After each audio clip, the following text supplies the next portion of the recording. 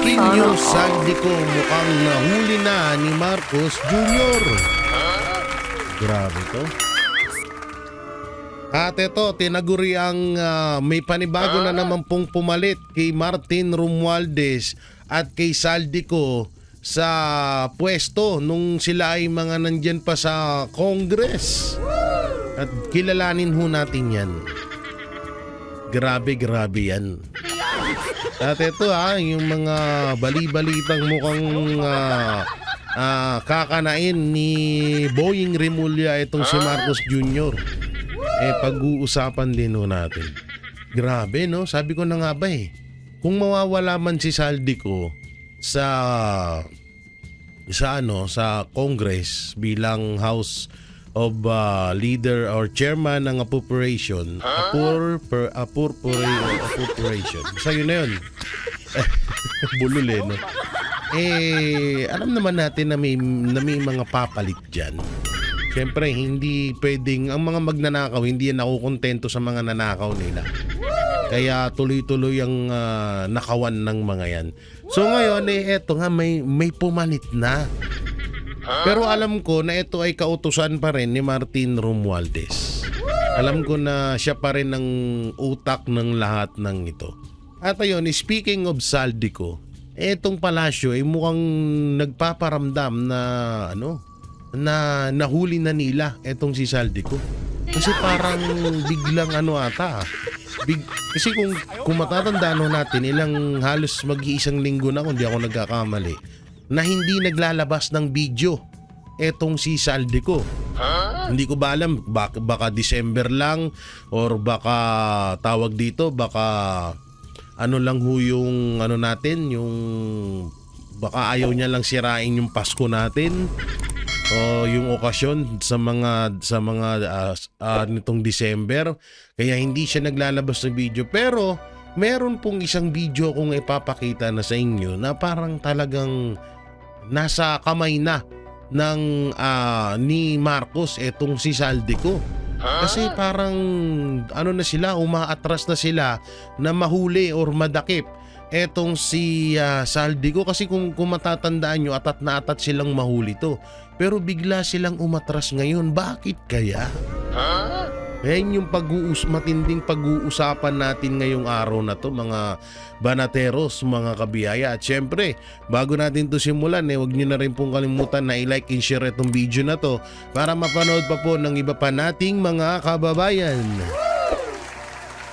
So, dito muna tayo. Ayan. Tanggalin muna natin si Tatay Digong. Ayan. So dito, ayan na naman. Ako, marami na naman maiinis sa'yo dito, Marcos. Mga pinagagawa mo talaga, wala. Ay, nako po. Oo, hirap na nga yung bansa natin. Nagbigay ka pa sa kabila. Ito, hindi naman hong masamang magbigay. Wala naman hong masamang magbigay dyan. Kaso nga lang, alam mo nang hirap ang bansa na kung kami nga tinitipid mo, kung yung mga Pilipino tinitipid mo, bakit ka pa magbibigay doon sa kabila? Eto nga Pilipinas nagbigay ng 11.2 million donasyon sa UN. Nagbigay ang Pilipinas ng $200 o humigit kumulang 11.2 million sa United Nations Center Emergency mga krisis sa mundo. So yan nga yung natin yung isa sa mga nakita natin na medyo medyo kinainisan ng mga netizen to. Hindi naman ho sana masama ito na magbigay ka. Wala naman ho masama dun. Ang problema kasi kaya nga dinadaing ng mga Pilipino dahil sobra silang magreklamo sa administrasyon dahil kulang ang binibigay sa kanila. At alam naman din natin na grabe yung nakawan na nangyayari ngayon sa bansa natin. Tapos etong si Marcos nagbigay pa ng 11 million sa ibang bansa na hindi hamak na mas mayaman pa sa atin. Yun yung masaklap doon. Di hamak ho na mas mayaman pa ho sa atin etong UN.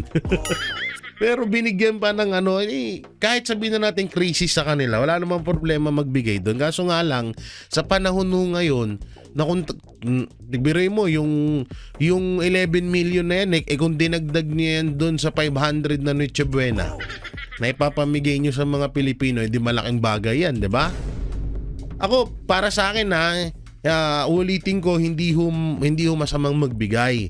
Kaso nga lang, kung gipit ka na or wala ka na talagang alam mo yun na kailangan din ng mga nasasakupan mo, ilaan mo na lang sana doon. Anak ng teting, nagbigay ka pa sa ibang bansa, gutom na nga dito. Anak ng timang naman, Marcos, oh. Sabi ko sa'yo, pag matulog eh. Kapag tripan mo na naman to. O, dito naman tayo si isa. O, eto. Itigil nyo na ang bidding sa DPWH. Ako po ay tumatayo upang maglahad ng isang solusyon sa overpricing ng mga proyekto ng DPWH. Itigil ang bidding sa pamamagitan ng rebid ng DPWH ng mga proyektong hindi sapat ang ibinabang presyo sa bidding. Alam nyo, 'di ba? Ito ay nasabi na rin to ni Diskaya. Dito kasi sa mga bidding na to, dito nagkakaroon na yung tinatawag na for the voice or kickback ng mga politiko. So kung sino daw yung ipinapasok, at sinabi rin naman yan din ni Saldico, kung sino daw yung ipinapasok ng mga politiko doon sa bidding na yun, yun lang daw ang makakakuha ng proyekto. At dahil doon, doon sila nakakabuelo na makapagnakaw. Kaya itong sinasabi ni Libiste, ni Representative Leandro Libiste, napaka ganda ho nito na itigil na yung bidding na yan. Dahil dyan sa bidding na yan, tawag dito, dyan nagkakaroon ng kupitan. Dyan nagkakaroon ng for the boys. Dyan nagkakaroon ng nakawan. 'Di ba? So, yan yung mga tinatalakay natin ngayon at na mga nais nating matigil na. Pero hindi ko alam bakit na sa kabila ng issue ngayon, mas parang wala silang pakialam. Sige, magbidding tayo, hayaan nyo yung sa loobin ng mga Pilipino. Hayaan nyo yung mga sa loobin ng mga netizen. 'Di ba? So, ang masama kasi dito hanggang ngayon, hanggang hindi napapalitan si Marcos at nandyan pa rin si Martin Romualdez, andyan yung kanilang mga galamay, hindi pa rin matatapos tong nakawan na to. Katulad na lang nito na mayroon pa rin na bidding na yan. At yung yung isang small forum, hanggang ngayon hindi yung private forum na kapag idinaan yung budget sa Congress, may final destination pa. Na yung mga budget natin doon dadalhin at doon yung pinakalas na pag-uusapan. Nakalimutan ko lang kung ano tawag doon, na sinabi yon at binulgar yon ni Congressman Tiangco, na isa na ring palpak ngayon dahil parang mas dinidepensaan niya si Marcos Jr. kaysa kay Saldico. No? So gagawa natin ng ibang reaction yan. Sayang din yung taong yun Talagang dapat itigil na to, kasi dito nga talaga nagsisimula yung nakawan. Dito nakakakuha ng buwelo yung ibang mga congressman na makapagnakaw sila. At sinabi mismo yan nung mga kontraktor na involved dito ngayon sa 2025 flood control scam. 'Di ba? So ewan ko na lang bakit tuloy-tuloy pa rin. O baka talagang makakapal na lang talaga yung mga mukha ng mga hayop na yan na wala na silang pakialam sa hinanaing natin. So go yan abuti na lang merong may mga ilang congressman pa talaga na maaasahan natin dyan sa Congress, katulad na lang nito ni Congressman Leandro Libiste. At ayun, abangan nyo rin pala yung may isa kasing congressman na medyo sumablay At may isang vlogger na tinawag na tanga, bobo ang pamilyang Duterte. Vlogger po ito ng Duterte. At hindi po siya, hindi totaling vlogger ng Duterte, mali. Vlogger po ito na sumusuporta sa mga Duterte na medyo hindi ko rin alam kung sumusuporta ba talaga siya o talagang lookout lang siya dito. Kilala nyo to, kilala nyo tong vlogger na to. Baka mamayang hapon i-upload ko yung video. Abangan nyo po yun ha. O tsaka yung congressman na sumablay. O sige ha. O dito naman tayo.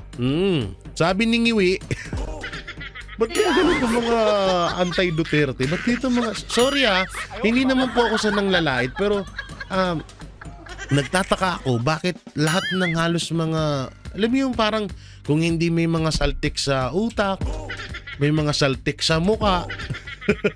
Katulad nito, yan o, tignan mo yung saltik niya sa muka.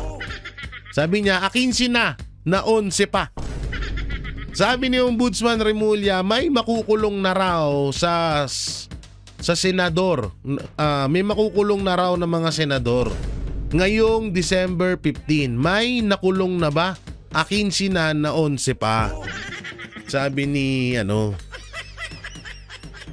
alam mo, Representative, may mention na kita, Representative Percy Paloma Sendanya.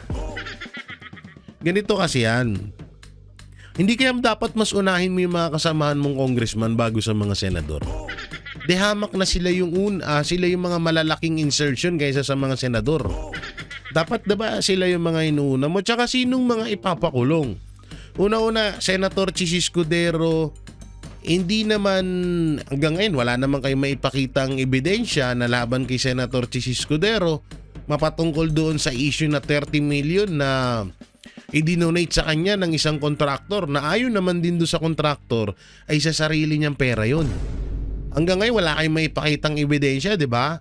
O, puro lang pagngingiwi ng panga ang pinapakita nyo. O katulad na lang din yung kay former Senator Bong Revilla. Hanggang ngayon wala rin kayong maipakitang ebidensya, puro lang palabas ng palabas sa mainstream media para lang matabunan, para lang ma-divert yung issue dahil alam nyo ang pamilyang Revilla ay hindi nyo kapanalig. Dahil ang pamilyang Revilla, yung mga anak at asawa or kung sabihin na natin kamag-anak ni former Senator Bong Revilla ay hindi pumirma sa impeachment kay VP Sara Duterte kaya ngayon ay ginigipit nyo sila. Ganon din ang nangyayari kay Senator Bongo na mga binabato yung issue, wala rin kayo may pakitang ebidensya. So kami na mga ordinaryong Pilipino, mas gusto namin na maunang makulong yung mga congressman na involved dito sa flood control 2025 scam kaysa sa mga senador, dahil yung sa mga senador halatang panakip butas lang sila or ginagawa silang panakip butas sa issue ni Martin Romualdez na leader nyo. Diba? Percy Paloma, anak ng teteng, dapat mas una mong ipanawagan kay Ombudsman na unahin niya yung mga congressman, hindi yung mga senador. Tsaka ikaw, bakit tinaguri ang pork bar, asan ba yung pork barrel king? Yung magtito, di ba nasa Congress? Bakit nasa Senado ka? Gago ka ba? Hirap sa'yo sobrang paggingiwi ng panga mo, wala ka ng utak. Naubos na. Saka ito talagang halatado yung galawan nyo na kayo ay mga puppet ng Administrasyong Marcos. Bakit? Biruin nyo, yung alam nyong kinakamuhian ng administrasyon, dun lang din kayo nakatutok. Pero yung talagang dapat na sentro ng issue at nakawan sa bansang Pilipinas, binabaliwala nyo or deadman nyo. Kagaya na lamang, di ba, ni Martin Romualdez. Ano ba si Martin Romualdez? Congressman. Ano ba si Sandro Marcos? Congressman. Ano ba yung issue kay Liza Araneta Marcos? Asawa siya ng presidente. O yung kapatid ni Lisa Araneta Marcos, 'di ba? Bayaw ng presidente. O yung kala Gadriola pa. At yung iba pang mga senador na involved dito. Ngayon, yung yung dalawang pumalit kay Saldico at kay pumalit kay Saldico at kay Romualdez. O bakit tayo yung tutukan yun? Bakit nakatutok kayo sa mga senador? Hanggang ngayon wala naman kayo maipakitang ebidensya. Wag ganun. Dapat kung talagang tungkol kayo sa nakawan or tutol kayo sa nakawan, galit kayo sa nakawan ng pera ng taong bayan, dapat nilalahat nyo. Hindi, napapansin namin nakapokus lang kayo doon sa issue na kung saan ay ayaw ni Marcos Jr. or kinakagalitan niyang tao. O paano ko ba nasabing galit si Marcos Jr. sa mga senador? Lalong-lalo na kala Chis Escudero at Bong Revilla. Una-una, si Senator Chis Escudero hindi nasunod ang kagustuhan ni Romualdez at ni Marcos Jr. na ma-impeach si BP Sara. At lalo na rin kayo. Diba kagustuhan nyo ma-impeach si BP Sara, pero dahil kay Senator Chis Escudero naputol ang mga pangarap nyo. Mga putang ina nyo. Diba? Kaya ngayon nakatutok kayo sa mga senador. Pangalawas, bakit pinupuntiryan nyo si Bong Revilla? Unang-una, yung pamilya ni Bong Revilla hindi rin pumirma sa impeachment kay Vice President Sara Duterte sa Congress. Kaya nga yung hinala ko dyan, ba't hindi nanalo si Bong Revilla sa pagiging senador, na mas deserve naman ni Bong Revilla yung pwesto kaysa kay Lito Lapid, kaysa kay Bam Aquino at kay Kiko Pangilinan at sa ibang mga senador dyan. 'Di ba? Mas deserve ni Bong Revilla yon. Kasi nga hindi nyo napasunod sa kagustuhan nyo. Ganun yun. Kaya tigilan nyo kami mga dilawang tae, mga pink tae ha. Mga pinklawan. Hindi naman lahat kasi pinklawan si Atty. Rowena Guanzon eh. Ay na nga lang ata isa ng tingtarang matino sa inyo eh. Diba? So kaya nakapokus kayo sa mga senador, pero yung mga congressman na kasamahan nyo, nandyan yung pork barrel king eh. Hindi nyo pinapansin, nakapokus lang kayo sa mga senador. Tigil-tigilan nyo kami sa mga ganyang style nyo, bulok na yan. Ika ng matatanda, sinang-unang tugtugin. Hindi nyo na kami madadala dyan ha. Tsaka yung mga papiya-piya words back ng mga salita mo, words backing kita eh. Ituwid ko. May naman 'di ba yung ginaganon yung panga. Ginaganon 'di ba? Hindi ito para magpantay, hindi na kasi 'di ba pag may napapanood ako sa Facebook hindi ko lang alam kung anong tawag doon. Comment nyo na lang niya sa baba. Yung pag sinarado kailangan diretso. Ganon, hindi siya naglalaki. Yan, ipaganyan mo yung panga mo. Baka sakaling pag pinatuwid mo yan, tuwid na rin yung utak mo. Ha? Baka sakaling tumuwid na yung utak mo kapag tinuwid yung panga mo. Tigil-tigilan mo yan ha. Ang sagwa mukha kang mukha kang puwet ni Marcos eh. Hindi niya kaya puwet ni Marcos. Tabingi. Tabingi na pa nga, tabingi. Tangina niya, dami mong kapansanan. Sorry nire-respeto ko ang LGBT pero pasintabi po Ito, anak ng teteng to. Bakla ka na nga. Bobo ka pa. Ang pagkakakilala ko sa mga bakla, mga madidiskarte at matatalino, ba't ikaw ang tanga-tanga mo? Kawawa na yun, baka sabihin nyo masyado siya inaabuso.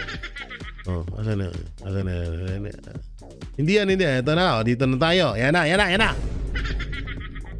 Uy, sino gumawa ng picture ni Marcos? Parang na to Parang isang pirma na lang. Parang wala siya tulog dito Uy, ba't parang walang tulog dito si Marcos? Grabe naman kayo ginawa niyong kamukha niya na si Auntie Claire. O nga nagiging magkahawig na si Auntie Claire at si Marcos Tingnan niyo yung mata. Parehas na parehas niya. Parehas ngagba eh. Okay, basahin natin to. Marcos Jr. mukhang hindi na naman makatulog ngayong Pasko ayon kay Auntie Claire.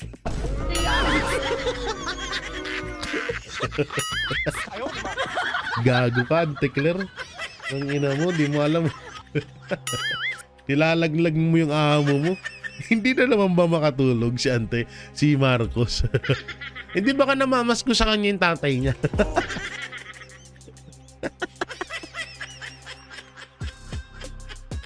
Baka namamas ko si Senior Marcos. Kaya hindi na naman siya makatulog. Diba yun, ang dami kong problema ngayon. Auntie Claire, pinapatawa mo ko. Hayop ka. Visit na to. Sinabi niya ba talaga to? Gago ang puta, Marcos Jr. Mukhang hindi na naman makatulog ngayong Pasko ayon kay Auntie Claire. Bakit? Namamas ko yung tatay niya. Anak, baka na. Ayop ka, Auntie Claire. Ito. Mukhang wala talagang tulugan ito kasi hindi naman biro na aralin itong enrolled copy ng GAB.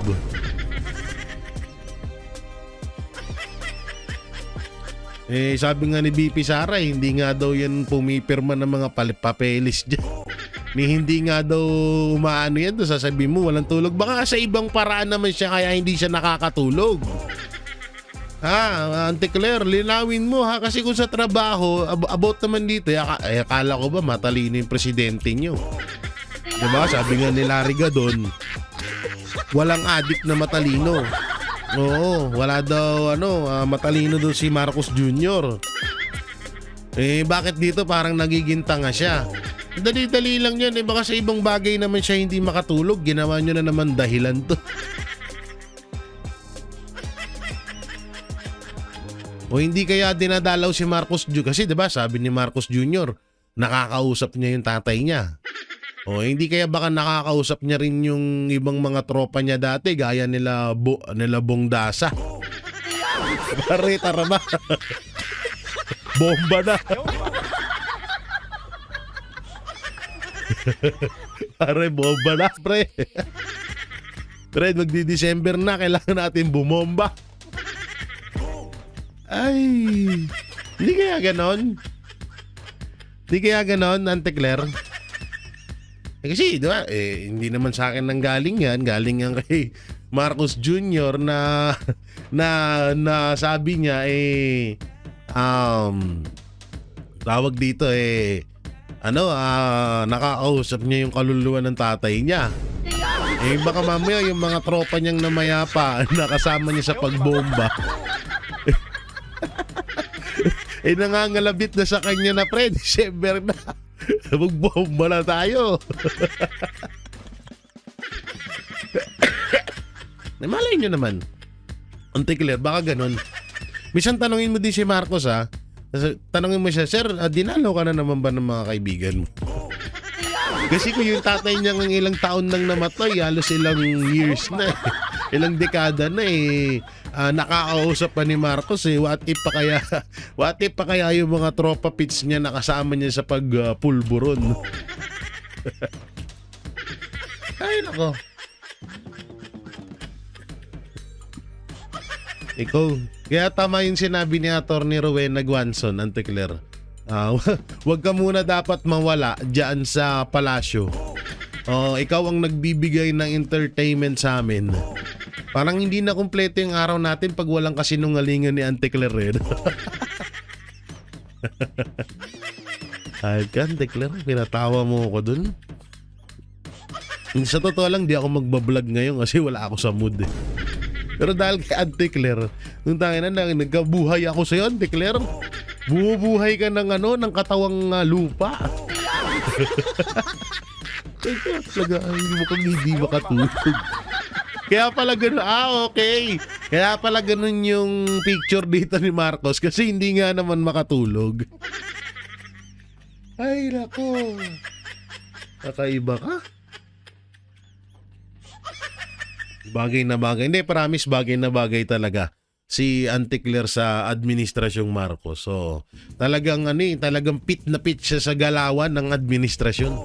Parang iisipin mo, hindi kompleto ang administrasyong Marcos pag walang Anticler. Ay, naku. Nagsama-sama. Ang galing ni Marcos, no? Akalain mo yung Marcos sa pagsama-sama mo lahat ng tangang tao sa mundo. Iisa-isahin ko, Iisa-isahin ko kung sino-sino yung mga yan. Si Trillanes, si Larry Gadon, Risa Ontiveros, Anticler, Remulla. Sino pa? Nawala na isa, si Abalos. Sino pa? Marami pa napagsama-sama mo sila. Yung Dilawan, yung mga Kakampwet, at ngayon yung mga Pulangaw, 'di ba? Iisa na. So napagsama-sama ni Marcos Jr. Yan ang totoong unity. Hiling kayo ng hiling ng unity, nabuo nyo na pala. Tanga. Ayop na yan. Buisit. Ayan guys, nabuo na po ulit ang unity na dati ay nandyan po si VP Sara na ngayon ay wala na po. Alam naman po natin yan. Ngayon ang unity po ay sila-sila. Larry Gadon, Trillanes, Anticler, De Lima, Ontiveros. Yan, at yung iba pang mga makakaliwa dyan. No? Yan, so nagsama-sama. Yan na po ang tunay na unity. Ay, galing. Galing mo, Marcos. Kakaiba ka. Grabe ka talaga niyo. Biruin mo yun, first time ever in history na mapagsama-sama mo lahat ng tangang politikos. Lahat ng tanga dito sa Pilipinas.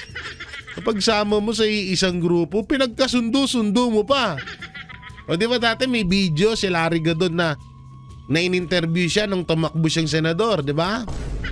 Hindi ako nagkakamali, baka pagtakbo ng presidente na Marcos Jr. yun nung 2022. Sabi niya dun sa interview, sa bilyonaryo ata yung hindi ako nagkakamali, kung sino yung mga bobong kilala niya sa larangan ng politics. Ang sinabi niya, si Risa Ontiveros at si Trillanes.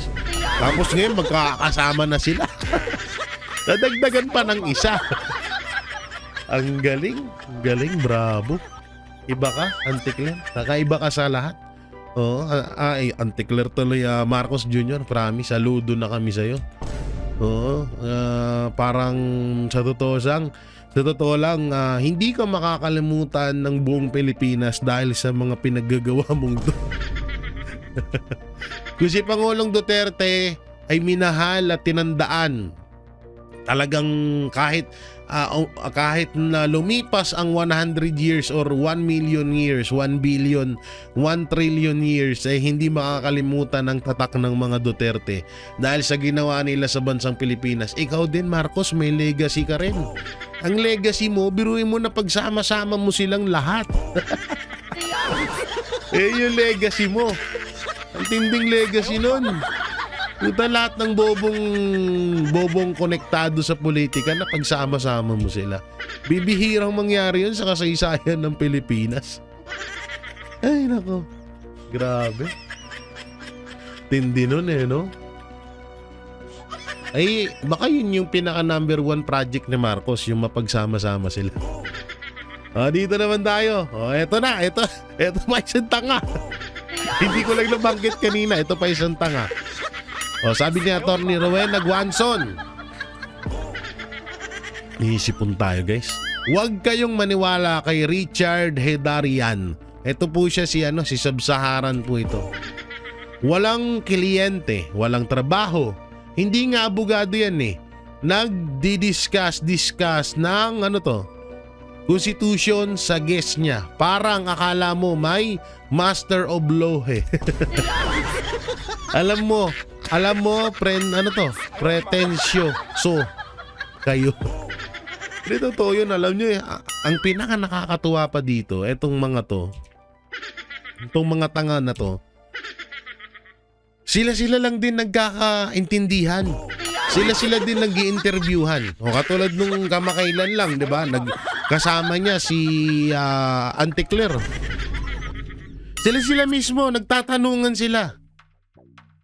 Wala man lang na, ang maganda sanang gawin, may isang Duterte katulad na lang, halimbawa, attorney or katulad na lang Malutikia. Tapos kaharap niya si Hidarian. Yan, maganda yan, di ba? So, match at patas yung opinion. May opinion sa kabila, may opinion sa kabila. Ang nangyayari, kung tayo na, kakampwet, tapos dilawan, tapos pulangaw. So anong mangyayari doon, 'di ba? Wala. Oo, sila lang naglolokohan. Naniniwala sila sa mga katangahan na mga pinagsasabi nila doon. Ganyan yung strategy nila eh. Kaya nga sabi, etong sinasabi ni Atty. Rowena Guanzon, wala tong mga to. Unang-una, putangin na wala kang kliyente, wala kang trabaho. Una-una, hindi ka naman din abogado at hindi rin naman, kasi may mga abogadong mga dilawan ha. May mga abogadong pinklawan. So hindi rin doon medyo 50-50 ako doon sa tsaka ito, ang ibig sabihin kasi nung sinasabi ni Atty. Rowena Guanzon na hindi nga abogado yan kasi about doon sa konstitusyon. No, kasi kapag usapang konstitusyon, abogado talaga ang pinaka number one na niyan na talagang makakapag-deliver ng katotohanan na nanggagaling sa mismong kasulatan ng konstitusyon natin. So mga lawyer yun, hindi itong mga biglang susulpot na political analyst, political expert, political science. Kung tanginang yan, kung tanginang lahat na nasa inyo kami nga, eto na lang kung talagang may mga political analyst na may tuturing, political science, talagang lehitimong nandiyan sila Ma'am Malutikia, Ma'am Ana, syempre sama na natin Banat Bay, sino pa ba? Yan, sila Atty. Rowena Guanzon, Atty. Panelo, so yan talaga yung si Sir Jay Sonsa, Doc Lorraine Bado, yun yung mga talagang masasabi mong talagang hindi one-sided, hindi porket Duterte supporters pag mali, didepensahan pa rin. 'Di ba? Yun yung mga talagang lehitimong masasabi mong may mga pinag-aralan at talagang deserve doon sa salitang political expert. Putang inan to, kailan ko lang din nakilala to Yung sa Sub-Saharan ko nga lang nakita yan. Ito, may isa pang tropa to na tropa nila dati, nakasamahan ko din sa TBJ noon. Nakasama nila, tumakbong senador. Isa din ob-ob katulad nila. Ay nako, ito malupit Ang pagtanggap ni Plavie ng Magsaysay Award ay kapareho ng pagtanggap ni Maria Ressa ng Nobel. Hindi ko alam yun Hindi ko na pag-aralan to Alalim nito Doc Lorraine Badoy Ibinunyag nito ang mga dating iginagalang na parangal ay naging sandatang politika na. Ginagamit upang sirain ang ating bansa sa pamamagitan ng pagbibigay ng kredibilidad sa mga operatiba. Naanuhan siya ng Naanuhan siya ng Magsaysay Award? Putana, anong ginawa niya? I-comment nyo nga dyan sa comment section, babasahin natin mamaya yan. Anong ginawa niya dun sa Anong ginawa niya sa at nabigyan to ng Magsaysay Award Magsaysay Award, binibigay yan sa mga sa mga taong deserve at hindi addict. So ibig sabihin, ipagtatanggol ko lang ang karapatan ng mga addict, magkakaroon na ako ng Magsaysay Award, ganun ba? Magawa nga yun. So, sige, magiging defender ako ng mga drug lord para lang magkaroon ako ng Magsaysay Award. Takinang yan. Ang sagwa na ng nangyayari sa bansa natin, no? Kagalang-galang na award yan, tapos apunta lang doon sa paring dating adik na pinoprotektahan yung mga drug lord at mga adik sa Pilipinas. Ang galing. Ang galing. Ang galing. Galing mong manguto. Ang galing talaga nito. Grabe itong pari na to. Nakakaya itong mga pari na to, no? Imbis na mag-ano na lang ng utos ng Panginoon. Pari pa talaga to. Hindi kayo baka nagpapari-parian lang? Sabagay, may kasabihan nga tayo na kasabihan ba? Na yung taong panay simba, sila pa yung ugaling demonyo. Nagkakatotoo din yan. At may kilala ko niyan, ha? May kilala ko niyan, promise, sa amin. Naku po. Ay, naku. Hindi ko na lang papangalanan. Grabe magsimba yon. Talagang naka-full butter gear. Gear tuloy. Simula sa altar, luluhod yun. Simula sa pintuan ng simbahan, luluhod yun hanggang altar. Putang na, pagdating sa kanila, ang makaasta, hindi ka nga man lang, kapag binati mo, hindi ka nga mangitian. Diba? Maraming ganyan.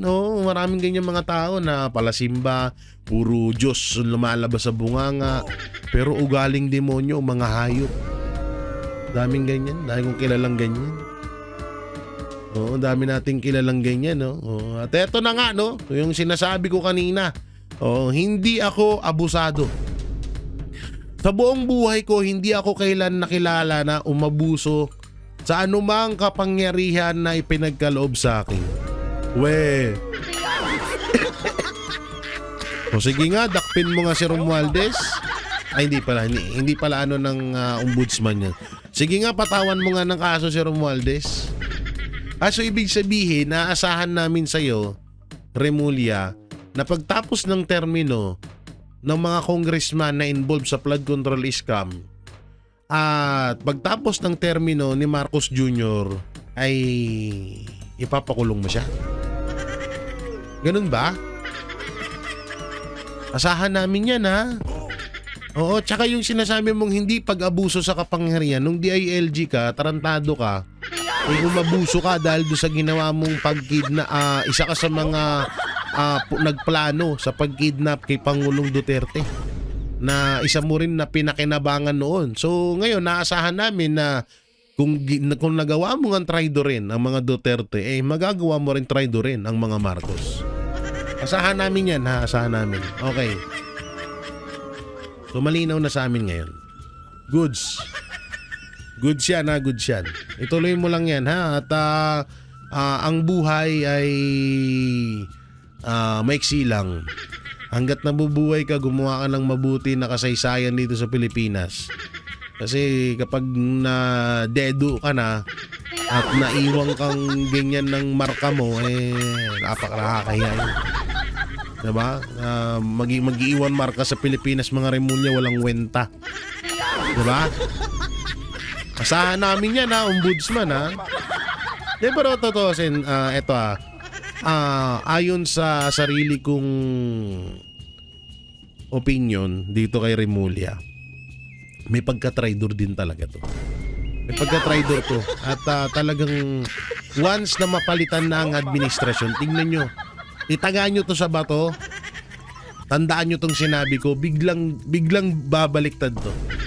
Biglang babaliktad to. Ganyan ang laruan ng mga Remulla. At matatandaan natin na dati ay yan ay mga supporters ng mga kakulay nila, na sila Binay. Lalong-lalo na si John Vic, 'di ba? Dating Binay yan. Nung naramdaman ng taob na si Binay, lumipad kay Duterte. Nung wala na silang pakinabang or hindi na nila pinapakinabangan, si Pangulong Duterte lumipad sa Marcos. So, gawain na talaga nila yan, yung pagiging traidor. At may napanaginipan pa nga akong isang traiduran na dyan sa Cavite, nagkakaroon ng traiduran dyan o tinatawag na may tinatraidor daw ang mga Remulla para maangkin daw nila yung ilang mga distrito dyan sa Cavite. Panaginip lang naman yun. Baka hindi naman totoo yun. Pero isa pang panaginip ko, napakalakas pala ng pogo dyan. Diyan sa tawag dito, sa Cavite, panaginip lang din naman yun. Kaya asahan natin yan ha, Remulla ha, ang pagiging traidor mo para kahit pa paano mapakinabangan naman yung pagiging traidor mo. Nyo palang magkapatid. Dito tayo, eto. Mas kikita ito kung gagawing pelikula. Totoo yun. Ay, nananawagan pala ako kay Direk Daryl Yap na para hindi silipin yung mga movie mo, eto ang gawan mo ng movie. Napakagandang palabas ng mga dilawan itong movie na ito. Itong mapatungkol sa Bagman ni BP Sara. Ang title, The Bagman, 1991. Ayan binigyan na kita ng title, The Bagman, The 1991 Bagman. Uy, grabe, no? Kung may Batman, may Bagman.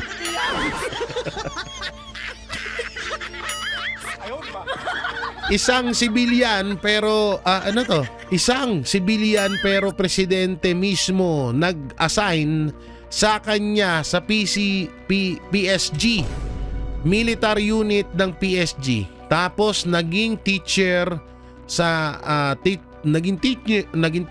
pa ng technical driving at strategy transport.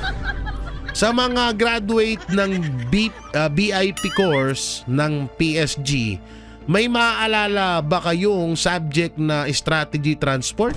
Parang James Bond ang karakter ni hindi nakita o nakilala ng mga naging PSG commanders. Ganun pala to si Ramil Madrid.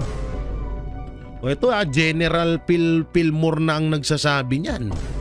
Utay na, hindi pala to hindi niyo pala to kilala. O hindi niyo, hindi baka si yan, si Shadow Man.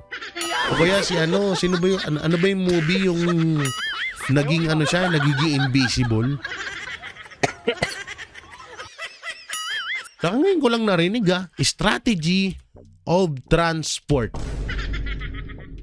Strategies of baka hindi ito sa PSG, baka sa DPWH. Strategy of transport. Ngayon ko lang din to napakinggan. Bago sa tenga. Strategy of kailangan pa ba sa PSG 'yon? Strategy of transport. Ang galing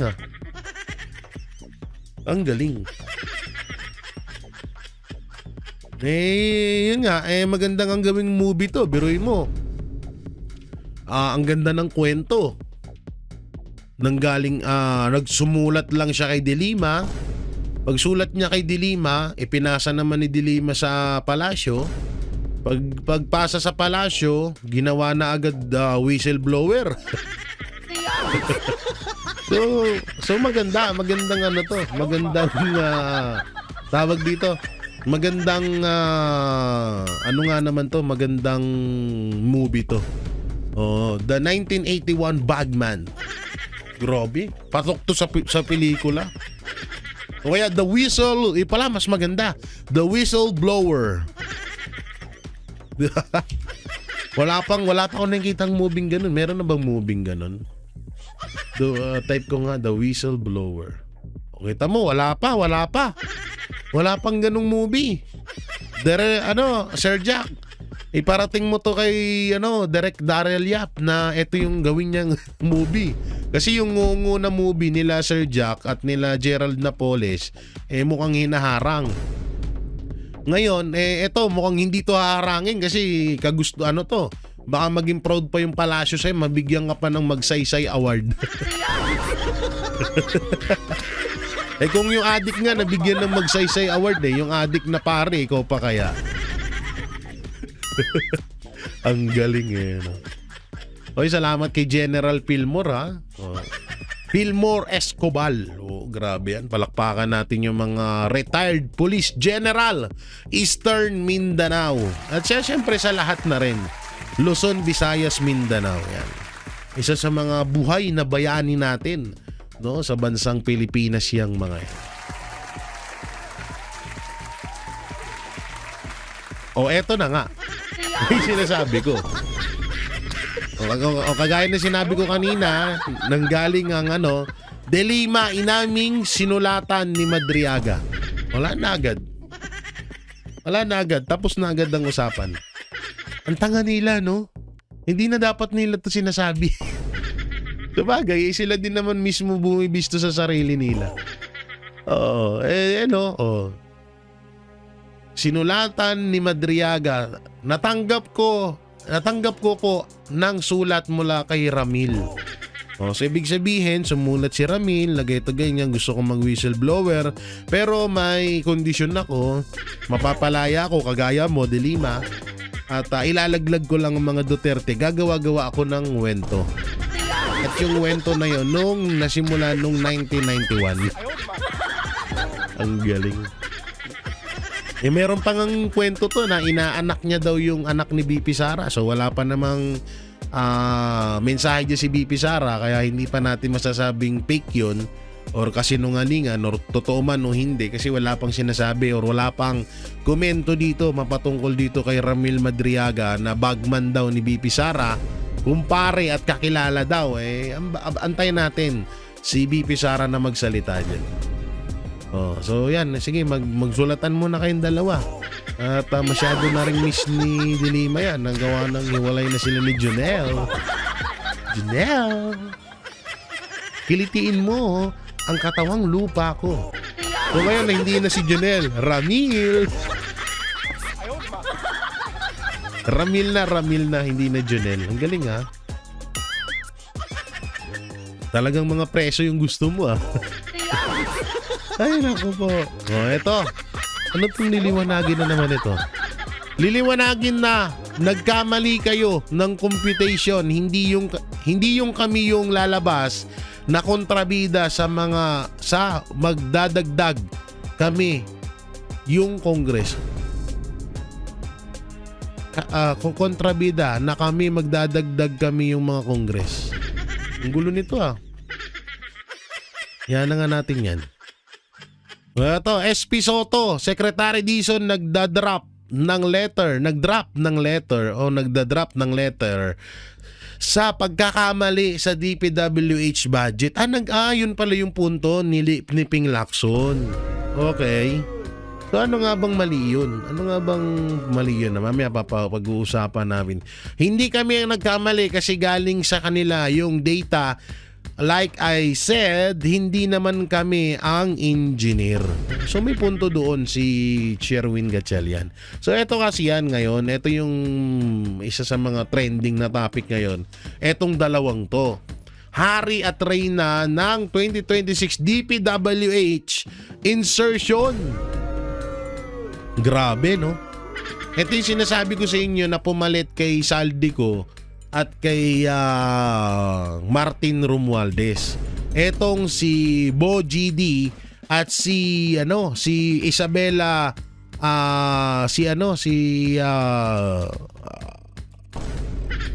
anong pangalan nito? Sultan Kudarat. Ito si Swan Singh. Si Swan Singh po, ito ay nakitaan din natin na malang Stella Kimbo din po ng gawain nito. Lahat ng mga project doon sa nasasakupan niya may logo na letter S. Swan Singh. Na kulay violet. Yellow and violet. Ibinunyag ng PCIJ na ang 6th District ng Isabela ni Speaker Bo GD ang tumanggap ng pinakamalaking budget insertions sa panukalang 2026 DPWH budget. Kasunod nito ang mga distriktong kinatawan ng magkapatid na Swan Singh sa Nueva Ecija at Sultan Kudarat. Grabe. So ito po yung video niyan, ha. Papakita ko po sa inyo yung video niyan. So ito po yung video niyan, i-play po natin, ha, para lubuso nating maunawaan. Pangatapos ang issue sa questionableng insertion sa 2025 budget, tila hindi pa rin talaga natututo ang ilang kongresista. Grabe, sa no? ulat ng PCIJ, House leaders pa raw mismo ang may pinakamalalaking singit para sa 2026 budget. Ang detalye sa agenda report ni Elijah Bonzo. Ilang buwan na ang nakalipas matapos magkaroon Tindi. ng liderato sa Kongreso, bunsod ng sunod-sunod na pagputok ng issue na may ugnay sa flood control scandal. Pero Grabe. sa House of Representatives, napalitan man ang mga pangalan, parehas na mga posisyon pa rin ang nakatanggap ng pinakamalalaking insertions Matindi. sa 2026 DPWH budget, ayon sa huling ulat ng Philippine Center for Investigative Journalism o PCIJ. Una sa listahan ay ang pumalit kay Congressman Martin Romualdez bilang Speaker na si Isabela 6th District Representative Bogie D. Ang distrito ron ni D ang nakatanggap ng pinakamalaking insertion mula kasi sa isinumiting proposal ng DPWH, tinatayang 1.1 billion pesos lang ang allocated. Pero tumripli ito sa 3.1 billion pesos sa House Tangina, no? proposal matapos magkaroon ng halos 2.7 billion peso insertion. Grabe. Pangalawa sa listahan ang pumalit kay resigned Congressman Zaldico bilang Appropriations Committee Chair na si Nueva Ecija 1st District Representative Micaela Swansing. Ito po yung, maputol ko lang kayo Ito po yung kasabihan na kahit anong gawin mong pagpapalit diyan sa Congress na yan, kahit mapalitan si Zaldico, si Martin Romualdez, kung nandyan pa rin ang mga galamay ni Marcos Jr. sa Congress, hindi pa rin matatapos ang ganyang mga nakawan. Biruin mo wala na dyan si Zaldico. Pero may ganyan pa rin na napakatitinding insertion. Ang masakit pa dito, etong Congress na to, inimpeach nila si VP Sara Duterte nang dahil sa confidential fund na 125 million pesos na dihamak na kulangot lang doon sa kanilang insertion. Ganon kalupit ang mga... Ayoko lang magmura Initial proposal ng DPWH, 1.6 billion pesos lang Ay, ang grabe. allocated sa distrito ni Swansing. Pero dumoble ito sa 3.4 billion pesos pagkatapos ng House Budget Tangina, Deliberation, kung saan nagkaroon siya ng tinatayang 1.77 billion peso insertion. Sumunod sa ikatlong pwesto ang kapatid ni Swansing na si Magkapatid Sultan pa. Kudarat 2nd District Ang Representative galing. Bella Swansing na nakatanggap ng 3.9 billion peso allocation. Ay, iba din. Tapos ng tinatayang 1.6 billion peso insertion. Iba din. Sa kabila naman ng resignation bilang speaker at Eh, si Buhaya, pagkakadamit sa mga nakatanggap umano ng bilyong-bilyong kickbacks, ang presidential cousin na si Romualdez ang isa raw sa mga nakatanggap ng malaking bulto ng 500 billion peso allocable at non-allocable funds ng DPWH. Nakatanggap ang Matindi. distrito niya ng 6 billion pesos, mas mababa sa originally proposed na 9.9 billion pesos. Ang distrito naman ni Congressman Bambi Emano ang tanging nakakuha ng mas malaking allocation sa House Budget Proposal na 6.35 billion pesos. Grabe. Sinisikap pa ng Billionaire News Channel na Ayan tandaan nyo yung mga mukha ng mga yan, no? Biruin nyo ito yung pinaka nirereklamo namin. Lalong-lalo na dyan sa mga putang na makakaliwa. Dyan sa mga dilawan at kakampwet na yan. Katulad na lang nitong asan na si eto kagaya na lang nito ni Ngiwi ba. Tangina, gusto mong pagpukusan ng Senado, putang ina nasa Congress yung lehitimong grabe yung nakawan. Andiyan ang pork barrel king na sila Sandro Marcos at Martin Romualdez. Eto may bago Queen and King insertion. Budget insertion ni si Bogie D at si Swansing. O ba't ito hindi nyo masita? Ba't ito hinahayaan nyo lang kasi kakampi nyo? Fuck you. Ang inang mga hain ba't hindi pa magkamatay itong mga gagong to? Grabe magnakaw, no? kunin ang panig ng mga nabanggit na kongresista, pero hindi pa sila tumutugon sa aming mga mensahe. Ay, kilala ko to Ay, wait lang, pipicturean ko Ay, sige, mamaya na, oo. Kilala ko to. Ito yung masamang tumingin sa amin. Doon sa kinakainan namin kasama ko si Banat Bay. Kaya pala. Okay. Oh, siya nga. Tangina. O sige. O, game. Kunin ang panig ng mga nabanggit na kongresista pero hindi pa sila tumutugon sa aming mga mensahe. Marami ng good governance advocates Grabe, no? Ang lupit, oh. Grabe. Biruin mo yun. Nasa Congress yan, ha? Yang Congress na yan ang nag-impeach kay VP Sara Duterte or nagsimula ng impeachment. Ang issue, dahil sa confidential fund na 125 million pesos. Pero yung nakawan dyan sa Congress, 50 billion, trillion ang nangyayaring nakawan. Katulad na lang nito mga insertion na to. Pero hindi nila masita-sita. Ganyan ka gago, ganyan ka balahura ang nangyayari ngayon sa gobyerno natin. Intindi nun? Yan, no? Hari at reyna ng 2026 DPWH budget insertion. Ang lupi. Oo, nawala si Saldico, si Martin Romualdez, tangina may pumalit. Pero alam ko na mga ano pa rin to, si Martin Romualdez pa rin ang may pakana nito. Alam naman na natin yan, wag na tayo magsinungaling, doon na tayo sa rektahan. So yan mga banateros, mga kabiyaya, ano pong may kukomento nyo ho ay ano pa ba yung ano? Ay ito pala, sorry. Hindi ko pa pala na ipapakita sa inyo to. O eto po, oo, yung pagka parang halatado na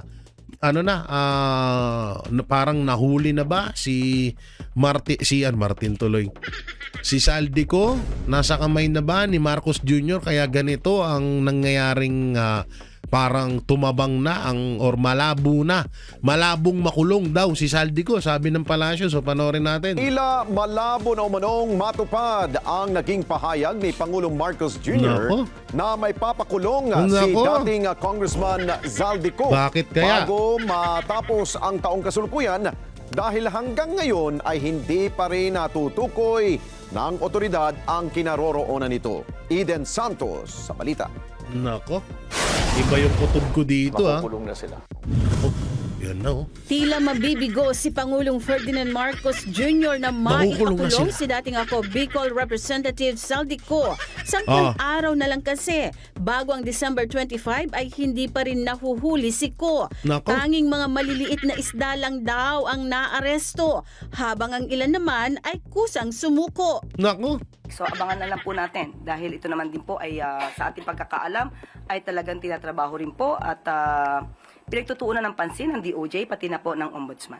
Mariing itinanggi naman ni Presidential Communications Office Undersecretary Claire Castro na may kinalaman sa Intelligence Fund ni Naku. Pangulong Marcos Yan naman ang si tila Liar pahirapang Queen. paghahanap at pag-aresto kay Ko. Kung tayo na, no, kung si Sandro Marcos ang Pork Barrel King at si Martin Romualdez, si Swan Singh at Bo GD naman ang Queen and King ng budget, DPWH budget 2026 insertion, ang Queen and King naman ng Queen Liar tsaka King Liar ay eto naman ang Queen of Liar, Queen Liar, at ang King Liar naman ay si Marcos Jr. Ang galing, tandem na tandem talaga kayo. Katwiran pa ni Castro na kailan lamang nag-issue ng warrant of arrest laban kay Ko at sa iba pang sangkot Pinagyabang yung sa amo mo eh. maanumaliyang flood control projects.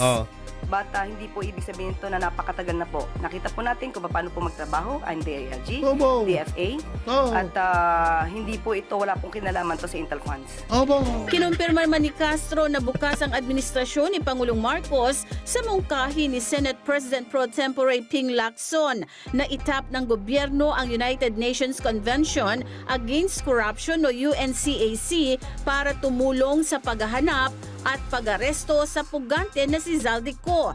Anya nakausap mismo nila ang Department of Foreign Affairs o DFA, Department of Justice o DOJ, at Department of Interior and Local Government o DILG ukol sa issue. Ngayon, According to Foreign Affairs Secretary Lazaro, yes, we can explore Okay. UNCAC as it Okay. has international cooperation Kwento mo yan. mechanisms, but it will have to depend on the country.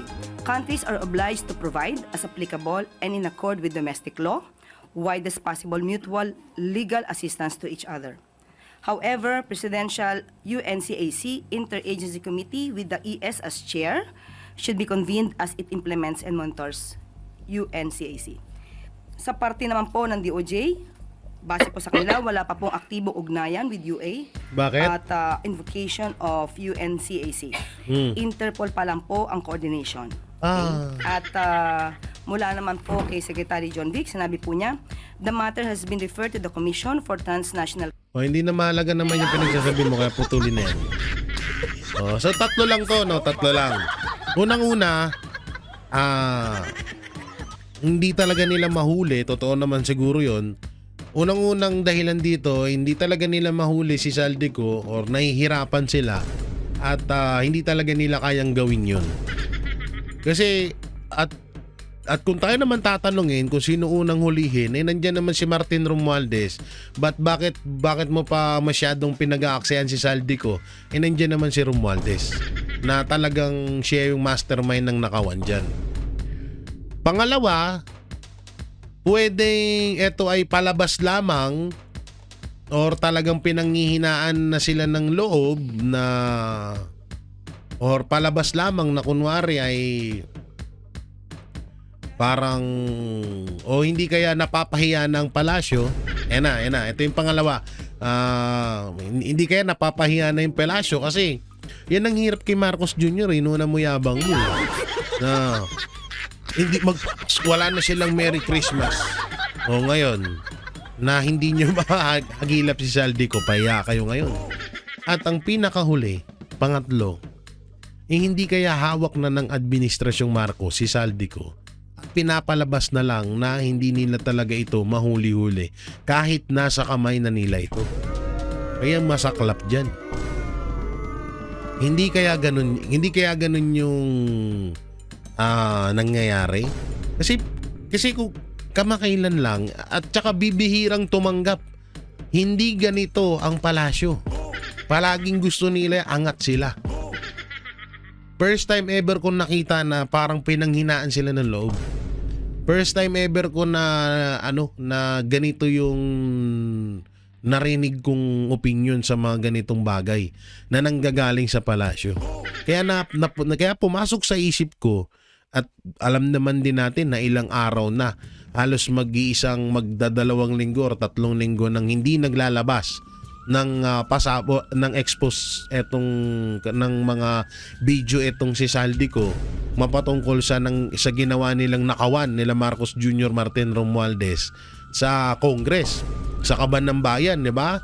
So ilang so yan din yung inaantay natin. Ngayon, pumasok sa isip ko na hindi kaya hawak na nila si Saldico at pinapalabas na lang nila na hindi nila mahuli-huli si Saldico para hindi mahalata na hawak na nila yung tao. Hindi kaya ganun? Duda ako dyan. Pero malay din natin, baka nahihiya lang sila at tinatanggap na lang nila yung kanilang pagiging sawi. Baka ganun nga naman. Pero ako, duda ako dito. Lalo ngayon na hindi naglalabas ng video si Saldico. Naku po, delikado. So yun mga banateros, mga kabiyayan, nung may kokomento nyo ho dito, kung kayo ba ang tatanungin ay sa tingin nyo bakit ganito bigla ang ba't parang biglang nang lambot ang palasyo mapatungkol sa pag-aresto kay former Congressman Saldico. So anong pong may kukomento nyo dyan, i-comment nyo lang po dyan sa baba. At syempre, don't forget to like, share, comment, and subscribe sa ating YouTube channel. Pipindot na lang din po yung bell button para lagi kayong updated sa ating mga video araw-araw. At pakidamay na rin po ang aking mga kapatid sa Banateros Brothers na sila Banat by Coach Oli, Boss Dada, Master Judea, Pareng RJ, and Serja. At syempre sa lahat ng social media platform ng SMNI. At saan nyo ba kami mapapanood tuwing Sabado 6pm to 8pm dito lamang sa Vox Populi, ang boses ng bayan.